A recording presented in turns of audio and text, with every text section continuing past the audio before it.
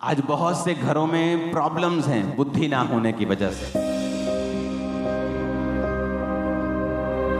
बहुत से business run नहीं हो पा रहे बुद्धि ना होने की वजह से। बहुत सी सेवकाइयों में रिजल्ट नहीं है बुद्धि ना होने की वजह से।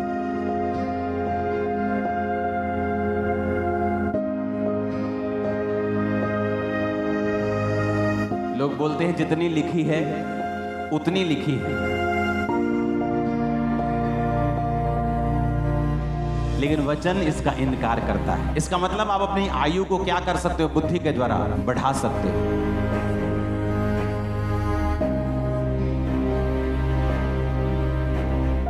यहोवा का भय मानना बुद्धि की क्या है? शुरुआत है। अगर आप ईश्वरीय बुद्धि से चलेंगे, आप अपने आप को कुछ ही सालों में दूसरों से कहीं अधिक ऊंचा पाएंगे, टॉप पे होंगे आप।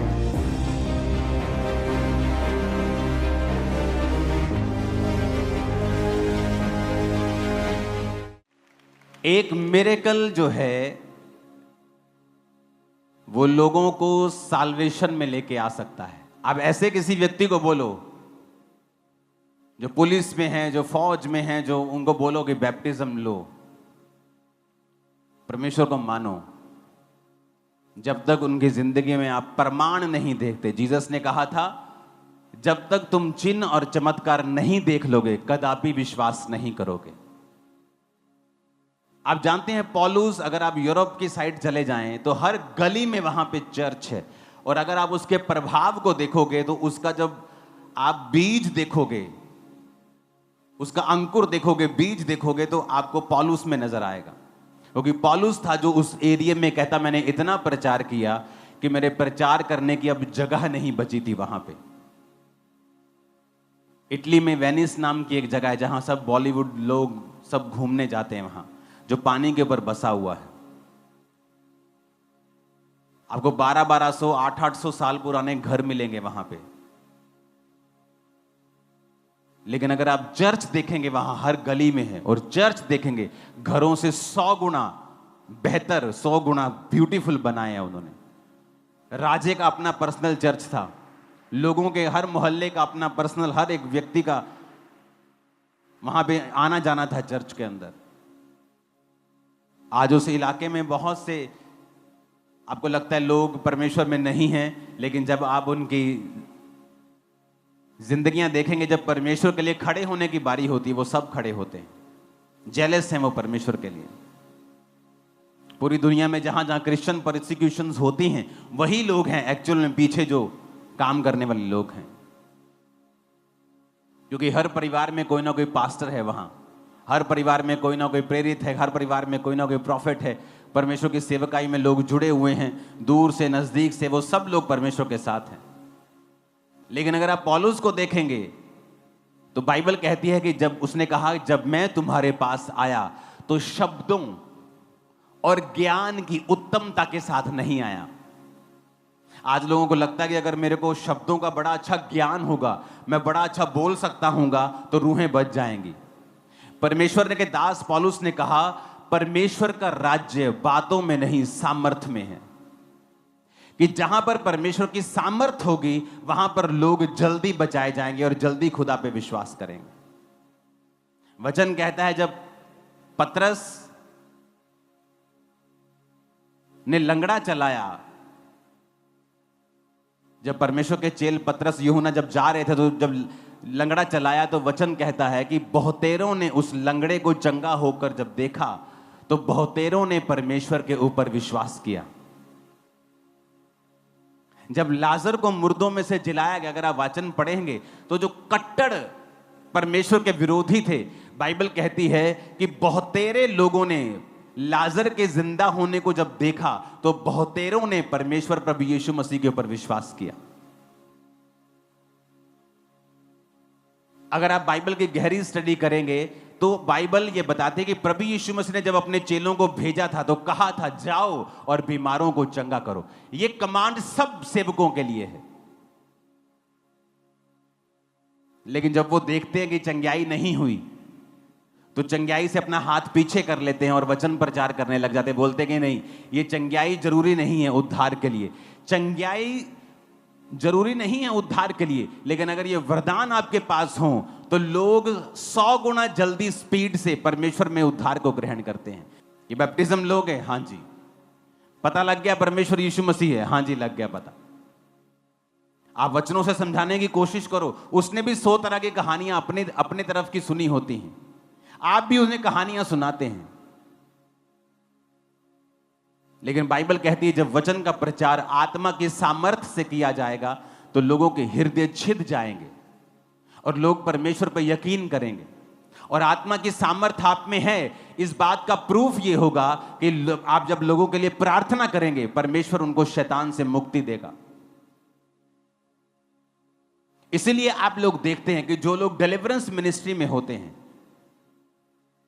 वो इस डिलीवरेंस पे विश्वास करते हैं, चंगाई पे विश्वास करते हैं, मिरेकल्स पे विश्वास करते हैं, डिलीवरेंस पे विश्वास करते हैं। लोग हमेशा उनका खिलाफत करते हैं। क्यों?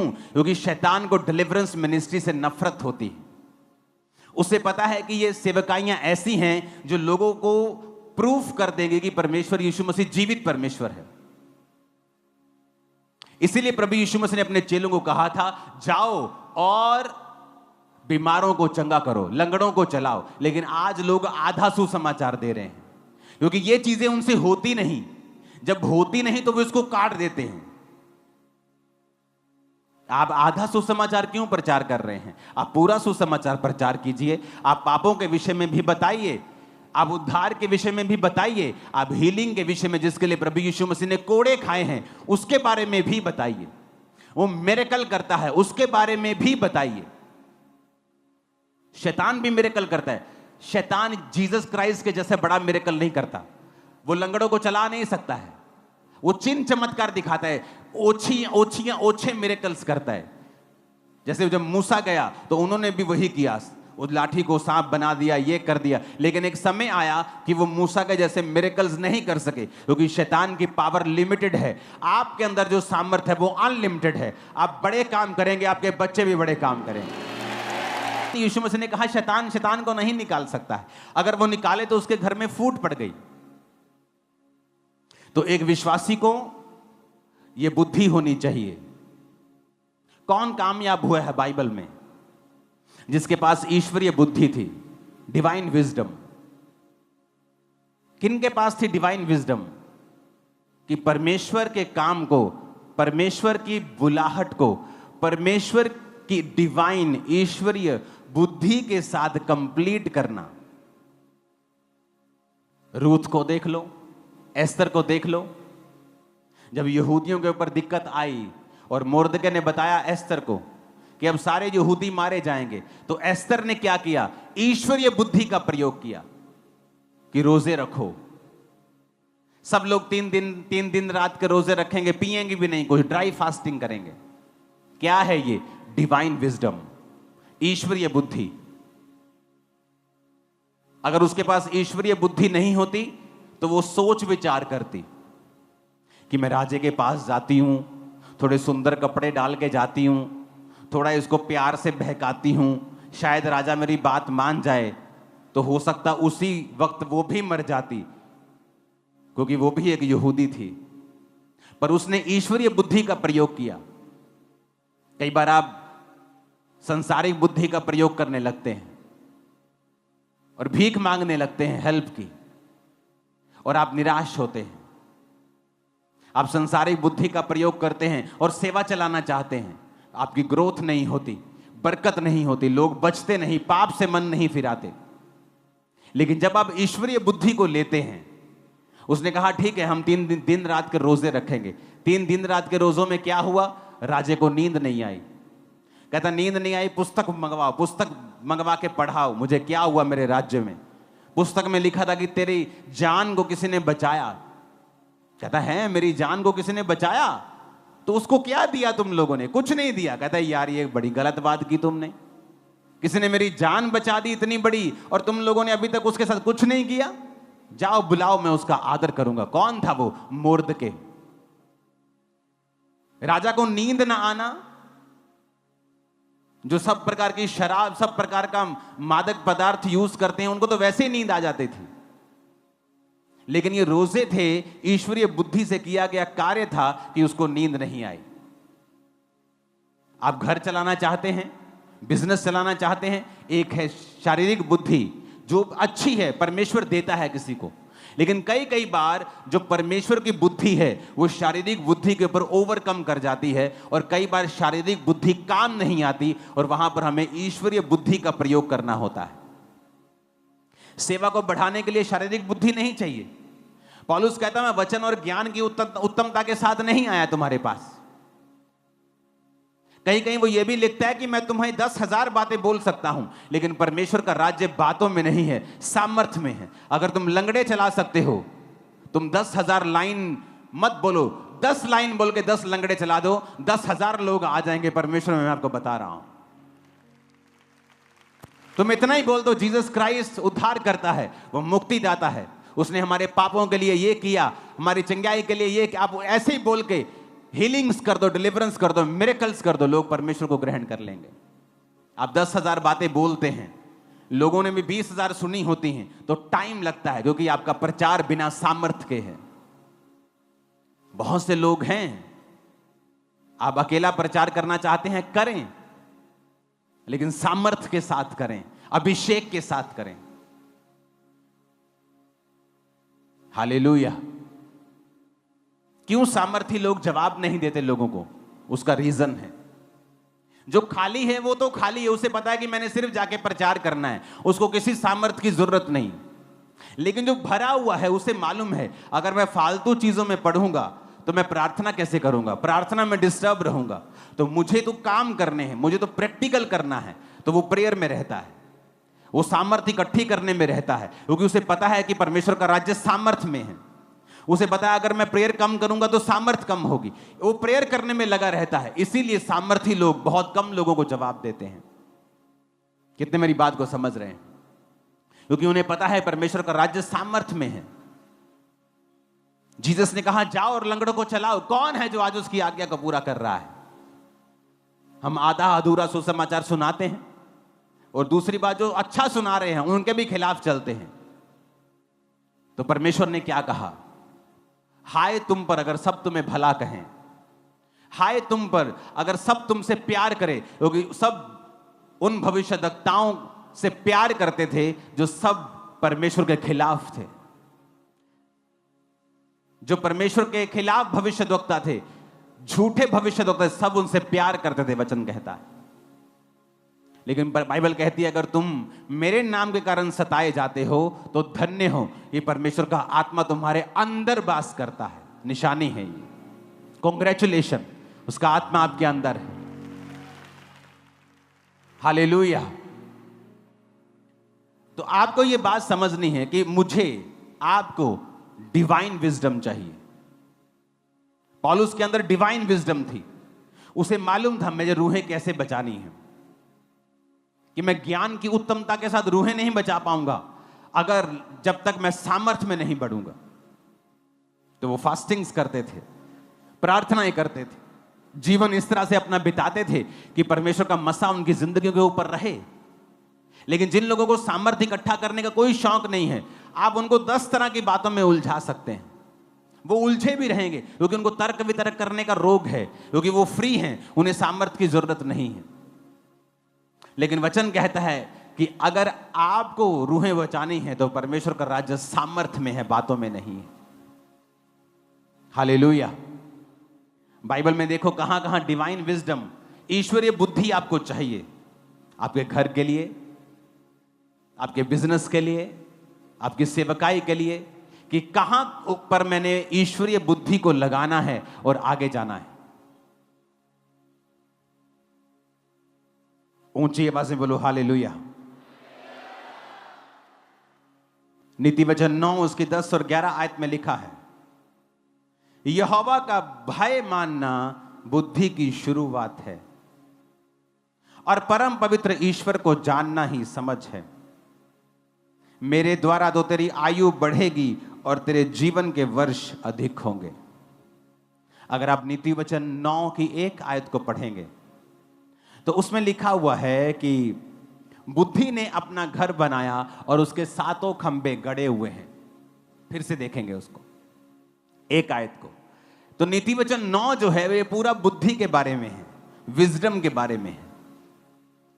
और ये विजडम क्या करती है, बुद्धि क्या करती है, इसके बारे में है। और जब आप 10-11 आयत को पढ़ते हैं तो लिखा है बुद्धि के द्वारा तेरी आयु भी बढ़ती है और तेरे जीवन के वर्ष अधिक होते हैं।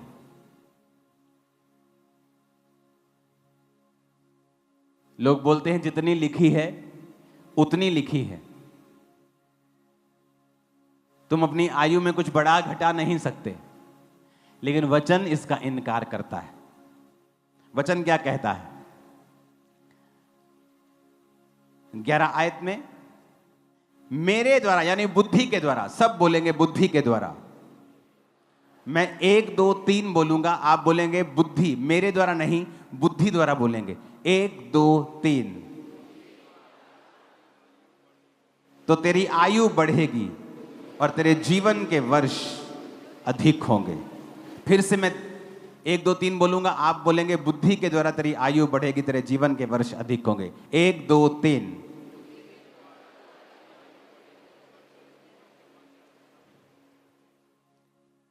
क्या कहता है वचन कि बुद्धि के द्वारा तेरी आयु बढ़ेगी और तेरे जीवन के वर्ष क्या होंगे, अधिक होंगे। इसका मतलब आप अपनी आयु को क्या कर सकते हो, बुद्धि के द्वारा बढ़ा सकते हो। अपने वर्षों को क्या कर सकते हो, बढ़ा सकते हो। कि बुद्धि के द्वारा तेरी आयु बढ़ेगी, तो ये आपके हाथ में है। परमेश्वर ने कहा अगर तू डिवाइन विजडम से चलेगा, और बुद्धि मिलती कैसी है, ईश्वरीय बुद्धि आती कैसे है, वो 10 आयत में लिखा हुआ है। कहता है यहोवा का डर मानना बुद्धि की क्या है, शुरुआत है। आप चोरी करने लगते हैं, आपको परमेश्वर का डर आता है, आप हट जाते हैं। आप पाप करने लगते हैं, आपको परमेश्वर का डर आता है, आप हट जाते हैं। इसका मतलब परमेश्वर की जो बुद्धि है वो शुरू हो चुकी है। सुलेमान के अंदर ईश्वरीय बुद्धि थी, और वचन कहता है कि इस दुनिया में जिस भी काम पर वो हाथ लगाता था वो कामयाब होता था। उसी बुद्धि की वजह से वो सबसे ज्यादा अमीर था, क्योंकि वो बुद्धि बाइबल कहती है कि परमेश्वर ने उसको दी थी। आज बहुत से घरों में प्रॉब्लम्स हैं बुद्धि ना होने की वजह से। बहुत से बिजनेस रन नहीं हो पा रहे बुद्धि ना होने की वजह से। बहुत सी सेवकाइयों में रिजल्ट नहीं है बुद्धि ना होने की वजह से। और इसको पाना कोई बहुत मुश्किल बात नहीं है।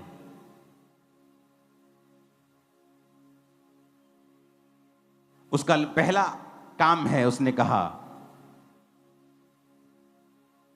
कि यहोवा का अगर तू भय मानना शुरू कर दे तो बुद्धि की शुरुआत तेरी लाइफ में हो जाएगी। भजन संहिता 19 उसकी 7 आयत में लिखा है, यहोवा की व्यवस्था खरी है, वो प्राण को बहाल कर देती है, और उसके नियम विश्वास योग्य हैं, साधारण लोगों को बुद्धिमान बना देते हैं। अपने पड़ोसी को बोलो, मैं 1 2 3 बोलूंगा, आप अपने पड़ोसी को बोलेंगे 1 2 3।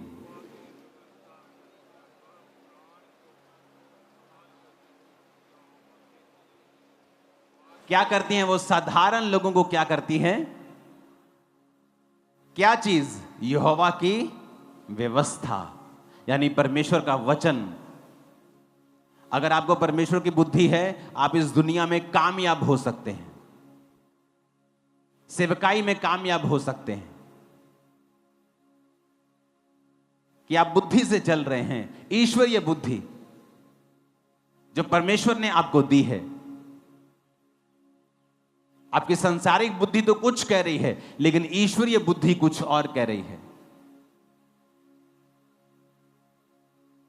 आपकी सांसारिक बुद्धि क्या कह रही है, मैं इसको बताता हूं अभी। लेकिन ईश्वरीय बुद्धि क्या कह रही है, वचन में लिखा है कि तू अपना पलटा खुद मत लेना। यहोवा के क्रोध को अवसर देना, वही तुम्हारा पलटा लेगा। यह ईश्वरीय बुद्धि है। सांसारिक बुद्धि क्या है, मैं इसको बताता हूं। ये मेरे खिलाफ बोलता है, इसको बताता हूं मैं। ईश्वरीय बुद्धि क्या है? तू अपना पलटा खुद ना लेना। सांसारिक बुद्धि है कि मैं इसका इनडायरेक्ट कोई नुकसान करता हूं। ईश्वरीय बुद्धि है कि पलटा लेना, परमेश्वर ने कहा मेरा काम है। तो हर एक चीज में जब आप ईश्वरीय बुद्धि को अप्लाई करना शुरू कर देते हैं, आपकी लाइफ ऑटोमेटिकली दूसरों से कहीं अधिक अलग और ऊंची नजर आती है कुछ ही सालों में। और जितना आप प्रैक्टिकल करते जाते हैं, आप देखते हैं कि आपने परमेश्वर के वचन को माना। बुद्धि तो कुछ और कहती थी, लेकिन बाइबल की बुद्धि, ईश्वरीय बुद्धि कुछ और कहती थी। और जब मैंने इसको माना तो मेरी लाइफ में यह रिजल्ट आया। यूसुफ के भाई कुछ और थे, यूसुफ कुछ और था, क्योंकि वो ईश्वरीय बुद्धि से चल रहा था। जब वो गड्ढे में गया और बिक गया, और जब पोतीफर के घर में नौकरी करने लगा, उसी ईश्वरीय बुद्धि के कारण जो उसके अंदर थी, परमेश्वर ने उसको वहां भी ब्लेस किया। वो जेल में चला गया, उसी बुद्धि के कारण परमेश्वर ने उसे वहां भी ब्लेस किया। लिखा वो भाग्यवान पुरुष हो गया। इतनी मुसीबतों के बावजूद भी बाइबल उसे भाग्यवान पुरुष कह रही थी। और उसी बुद्धि के कारण उसने राजा के स्वप्नों को बताया। उसी बुद्धि के कारण वो प्रधानमंत्री की पोस्ट तक पहुंच गया। तो आपके पास दो चॉइस होती हैं। अगर आप सांसारिक रीति से चलना चाहते हैं या आप ईश्वरीय रीति से चलना चाहते हैं। अगर आप ईश्वरीय बुद्धि से चलेंगे, आप अपने आप को कुछ ही सालों में दूसरों से कहीं अधिक ऊंचा पाएंगे, टॉप पे होंगे आप। मैं आपको बता रहा हूं, बशर्ते आप अपनी बुद्धि से नहीं, आप परमेश्वर की बुद्धि से चलें। और कैसे शुरुआत होती है इसकी? यहोवा का भय मानना बुद्धि की क्या है? शुरुआत है। आप निंदा करने में घबराते नहीं, आपके अंदर परमेश्वर की बुद्धि नहीं है। आप चुगली करने समय घबराते नहीं, आपके अंदर परमेश्वर की बुद्धि नहीं है। आप सांसारिक रीति से बहुत बुद्धिमान हो सकते हैं, लेकिन ईश्वरीय रीति से आप बिल्कुल भी बुद्धिमान नहीं हैं।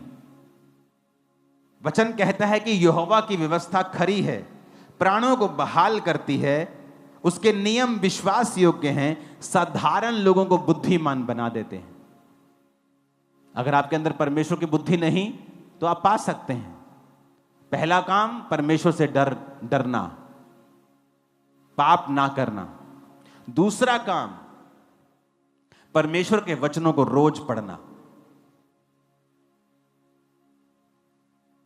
नीति वचन 2 उसकी 3 से 6 में लिखा है,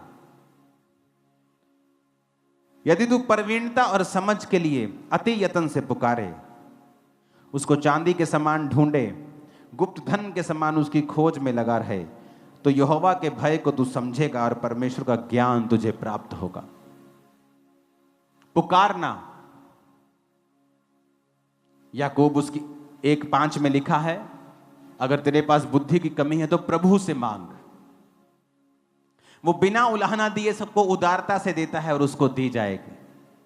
और इससे पहले अगर आप 1 से 4 आयत पढ़ेंगे तो वहां पर परीक्षाओं का जिक्र है, जहां वो कह रहा है कि परीक्षा में तू अपने धीरज को संभाल के रख। फिर कह रहा है कि बुद्धि को मांग, क्योंकि जब आपके अंदर परमेश्वर की बुद्धि होती है आप परीक्षा में स्थिर रह सकते हैं। जब दानियेल के जीवन में परीक्षा आई, परमेश्वर में सही चलने के बावजूद भी उसे बंदी बनाकर ले जाया गया, फिर भी उसने परमेश्वर की बुद्धि को नहीं छोड़ा और कहा मैं ये खाना नहीं खाऊंगा जो बाइबल के वचनों के खिलाफ है। और बाइबल कहती है उसने वो खाना नहीं खाया। ये क्या थी? ईश्वरीय बुद्धि।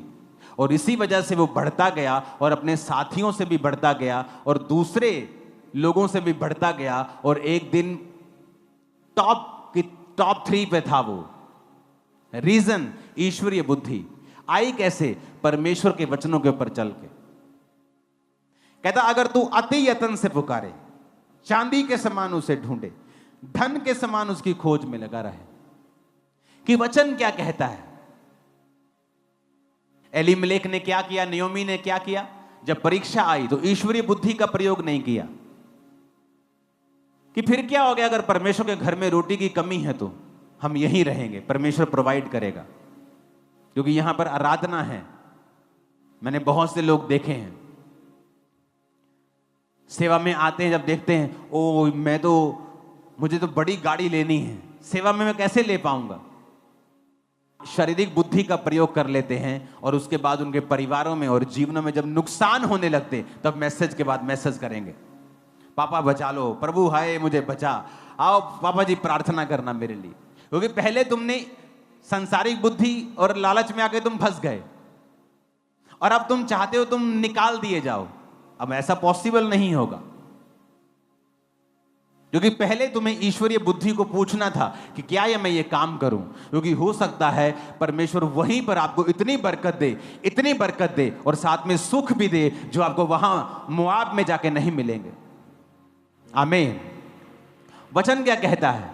संसारिक बुद्धि का प्रयोग किया, चलो मोआब में चलते हैं, लेकिन ईश्वरीय बुद्धि क्या कहती थी? वहां मत जाओ जहां यहोवा की आराधना नहीं है, जहां पर तुम्हारी स्पिरिचुअल लाइफ के साथ कॉम्प्रोमाइज हो जाएगा, जहां पर शैतान तुम्हारी जिंदगी में काम करेगा, बच्चे तुम्हारे बिगड़ सकते हैं। वही बात हुई, वहां गए और दोनों बच्चों ने उन्हीं की लड़कियों के साथ शादी कर ली। पति मरा, बेटे मरे, एक बहू छोड़ के चली गई। जो बच गई उसने ईश्वरीय बुद्धि लगाई कि यहोवा की आराधना करना मुझे मंजूर है, और वापस वहीं चले गए जहां से आए थे, बैतलहम में। और फिर क्या हुआ? जब ईश्वरीय बुद्धि लगाई, फिर से परमेश्वर ने रिस्टोर कर दिया, फिर से बेटा दिया, वो नयोमी का कहलाया, और बोझ रूत को दिया, उसके द्वारा और बच्चे पैदा हुए, और दाऊद की परदादी वही हुई, ईश्वरीय बुद्धि। आप कामयाब होना चाहते हैं तो लंबा चलने की सोचें, सांसारिक बुद्धि का प्रयोग ना करें, लंबा चलें। सांसारिक बुद्धि अच्छी है, गुड है, लेकिन जहां पर ईश्वरीय बुद्धि प्रयोग होती है वहां पर आप सांसारिक बुद्धि को प्रयोग नहीं कर सकते। कितने मेरी बात को समझ रहे हैं? आप सांसारिक बुद्धि का प्रयोग कहां करना है, मैं आपको बताता हूं कि कहां सांसारिक बुद्धि का प्रयोग करना है, कहां ईश्वरीय बुद्धि का प्रयोग करना है। मैं परमेश्वर में आया, मेरे घर ने मुझे धमकी दी, तेरे पास्टर को पीटेंगे। कोई रिलेशनशिप नहीं थी, तू कैसा है, क्या है, नथिंग, तू ठीक है कि नहीं है, नेवर। सांसारिक बुद्धि क्या कहती थी? यार जे अपने घर वाले नाराज रहेंगे तो मैं क्या कर लूंगा, फैमिली साथ नहीं होगी तो क्या कर लूंगा, तो मैं वापिस चला जाता। ईश्वरीय बुद्धि अड़ा रहे और खड़ा रहे, तू बच, तेरा घराना उद्धार पाएगा। ईश्वरीय बुद्धि कहती थी तू बच, तेरा घराना बचाया जाएगा, पहले तू तो बच। पापा मेरे लिए प्रार्थना करना, मेरी फैमिली बचाई जाए। तुम बचे हो? बैप्टिज्म ले लिया? नहीं। हाँ बैप्टिज्म ले लिया। शराब पीते हो? हाँ। अरे तुम तो भी बचे नहीं हो पूरी तरह से, तुम बचे नहीं, तुम अब चाहते हो तुम्हारा घराना बच जाए। बाइबल कहती है तू बच, तेरा घराना बचाया जाएगा। पहले किन्नू बचन ले किया? तुहानू। कहता पहले तू बच जा, तेरा घराना बचाया जाए। तो मैंने क्या किया? ईश्वरीय बुद्धि क्या किया? अपने आप को बचाया, पाप से बचा रहा, हर तरह के गलत काम से बचा रहा, नहीं गिरा परमेश्वर में आके, अपना मन परमेश्वर की ओर लगाए रहा, बचा खुद, अपने मम्मी को, डैडी को, ब्रदर की वाइफ, पूरी फैमिली को ऑलमोस्ट मैंने बपतिस्मा दिया। उसके बाद पूरी फैमिली को। सांसारिक बुद्धि सेम मेरे दोस्त के साथ हुआ। उसकी फैमिली ने उसे बुलाया बिठाया और कहा कि बेटा ये 2 शॉप्स हैं, 2 दुकानें हैं, घर है, इतना हम कमाते हैं, अगर तुझे चर्च चुनना है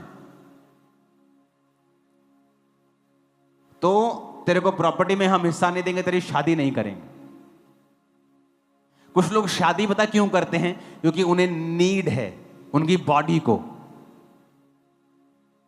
उसने शादी करेंगे तो हर वक्त बस हम घूमते फिरते रहेंगे, एंजॉय करेंगे। शादी इस चीज के लिए नहीं होनी चाहिए। उसे लगा यार सारी चीजें सही आ रही हैं, फैमिली भी है, मैरिज भी हो जाएगी, प्रॉपर्टी, दुकान सब है यार। और बुद्धि सांसारिक भी चाहिए थोड़ी बहुत, और ईश्वरीय बहुत चाहिए आपको। वो चला गया, हट गया परमेश्वर से। या तो फिर बिल्कुल ही उल्टा कर दिया, एक दिन आ गया घर छोड़ के, कहता मैंने घर छोड़ दिया, मैंने नहीं जाना। हमने कहा यह भी गलत है, यह भी गलत है। उसको बैलेंस बनाना नहीं आया अपनी लाइफ में। गया तो वापस गया तो फिर पूरी तरह परमेश्वर को छोड़ दिया, प्रेशर में आ गया।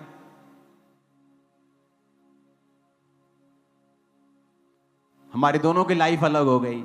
मैं परमेश्वर में बढ़ने लग गया, वो अपनी लाइफ में बिजी हो गया, कांटेक्ट टूट गया हमारा। कभी कभी साल 6 महीने में एक बार बात होती थी फोन पे। समय आया, उसका भाई जवान मर गया, 10 गुना उससे अधिक समझदार, और एक ही भाई। उसकी मम्मी मर गई, उसका डैडी मर गया, जवान, सब जवान थे। मैरिड लाइफ डिस्टर्ब, क्योंकि संसारिक बुद्धि, ईश्वरीय बुद्धि लगाता तो मैं आपको ये प्रॉमिस करता हूं ये कभी ना होता। ना भाई मरता, ना मां मरती, ना बाप मरता, तीनों जिंदा होते। परमेश्वर ने मारा? नहीं, क्योंकि शैतान देखता है कि मैं जो इसके परिवार में बैड न्यूज देने वाला हूं, जो मैं इसके परिवार की पूरी तरह से भखिया उधेड़ने वाला हूं, ये हो नहीं पाएगा अगर ये परमेश्वर में रहेगा। तो वो क्या करता है, जिनकी वो गिच्ची दबाने वाला है उन्हीं के द्वारा वो विरोध करवाता है। जिसको शैतान ने नाश करना होता है उसी के द्वारा वो विरोध करवाता है उस बंदे का जो परमेश्वर में होता है। और अगर वो बंदा विरोध से घबराता नहीं है तो वो उन्हीं लोगों को बचाता है जो विरोध कर रहे होते हैं। इसीलिए कहा जाता है जब आपका परिवार, आपके लोग आपका विरोध करें तो परमेश्वर उन्हीं को बचाएगा। बस अड़े रहो, खड़े रहो, कुछ दिन दुखों में सह लो, बाद में तुम आनंदित भी होंगे, खुश भी होंगे। ये थी ईश्वरीय बुद्धि, कहां प्रयोग करनी। अब सांसारिक बुद्धि भी है। अगर सांसारिक बुद्धि है तो मुझे आपके बीच में आकर आपको समझाना पड़ेगा, नहीं तो आप अपने आप अगर समझते हो तो समझ जाना। सांसारिक बुद्धि क्या कहती है? कोई मोटा बंदा है हमारे बीच में, हैवी, पतला बंदा, आजा भी, पतला बंदा आजा। ये देख रहे मेरा भाई, दिख रहा है कितना भार है? 60 किलो? कितना है? 50 किलो हो गया। 50 किलो। अब परमेश्वर ने आपको बनाया, अगर ये 50 किलो का है, इसका जो हार्ट है वो उतना ही है। और जो मोटा बंदा है हमारे बीच में, हम खड़ा नहीं करते, कोई नहीं खड़ा नहीं कर देता, चिंता ना कर उसका हार्ट भी उतना ही है। समझ गए? बहुत से लोग आज प्रेयर लाइन में खड़े होंगे, घुटनों में तकलीफ है। आपके घुटने एक टायर की तरह हैं। ऑटो का ऑटो देखा है ना, एल्टो कार देखिए, छोटे छोटे टायर होते हैं, वो उसके लिए बने। अगर वही टायर मैं ट्रक पे लगा दूंगा तो क्या होगा? क्या होगा? ट्रक चल जाएगा। ऐसा नहीं कि चलेगा नहीं, चलेगा। थोड़ी देर के बाद रिम टेढ़े होने शुरू हो जाएंगे, टायर पंचर होना शुरू हो जाएगा। फिर आप प्रेयर लाइन में खड़े होंगे, पास्टर जी घुटने ते दुआ करियो, बहुत दर्द कर दे। भार कितना भैन जी? 100 किलो।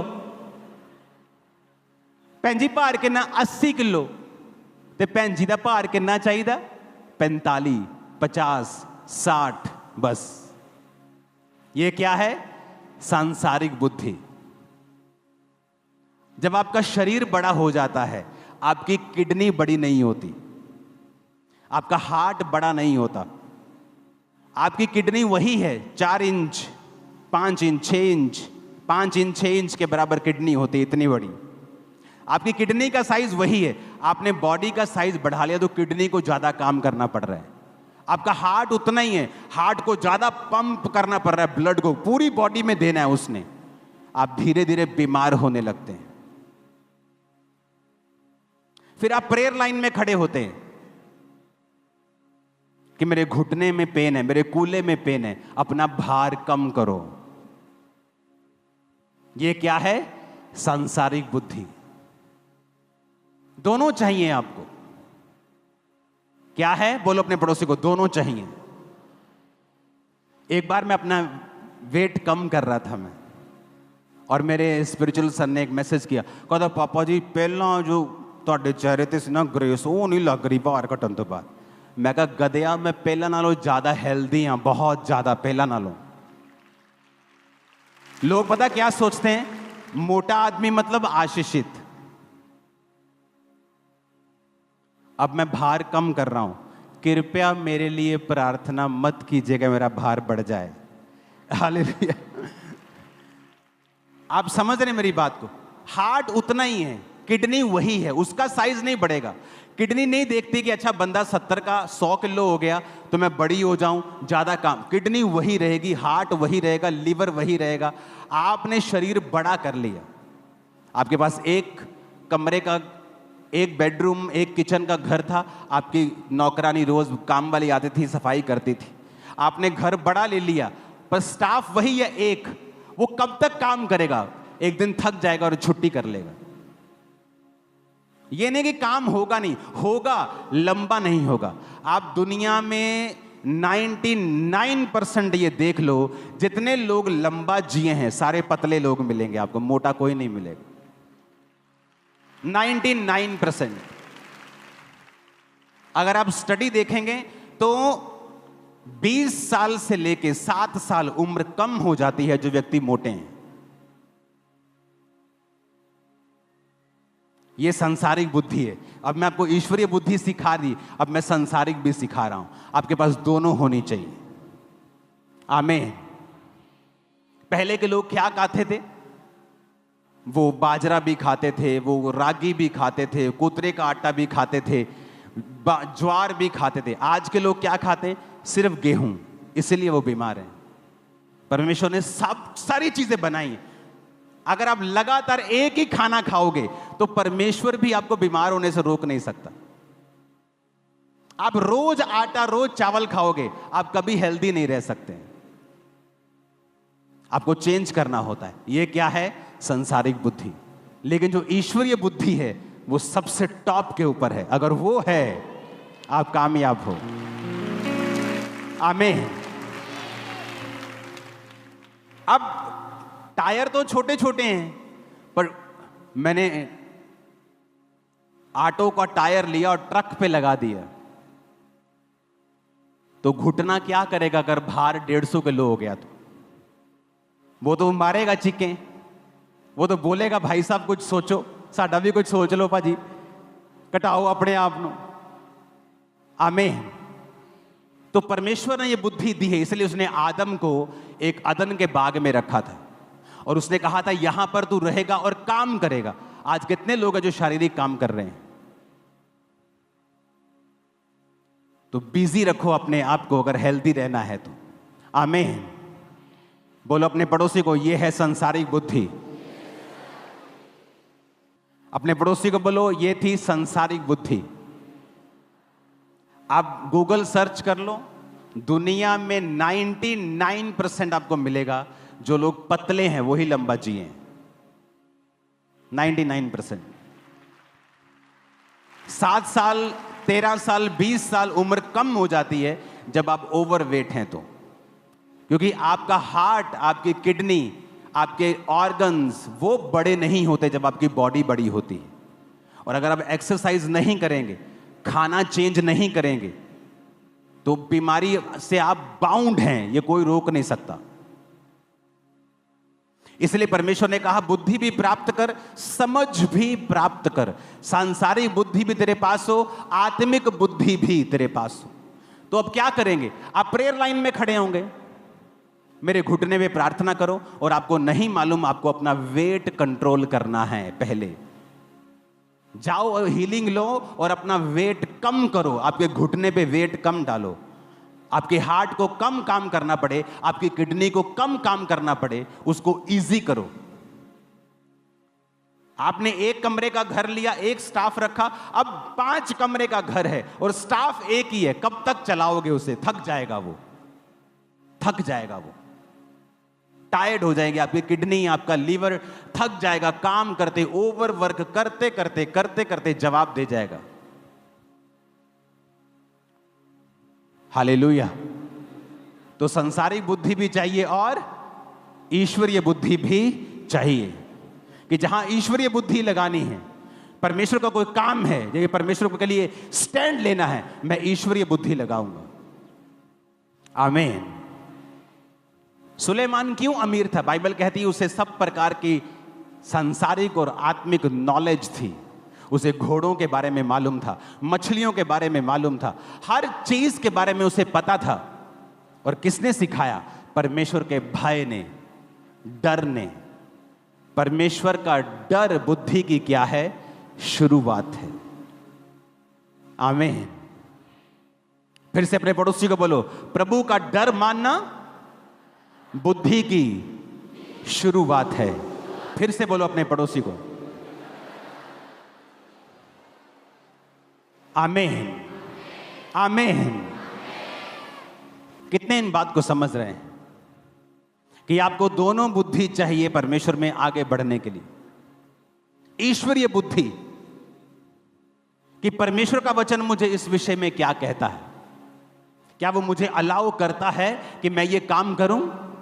संसारिक बुद्धि क्या कहती है और परमेश्वर की बुद्धि क्या कहती? वो कामयाब हैं जो परमेश्वर की बुद्धि से चले और चलते रहेंगे, वो हमेशा टॉप पे रहेंगे। याद रखना इस बात को।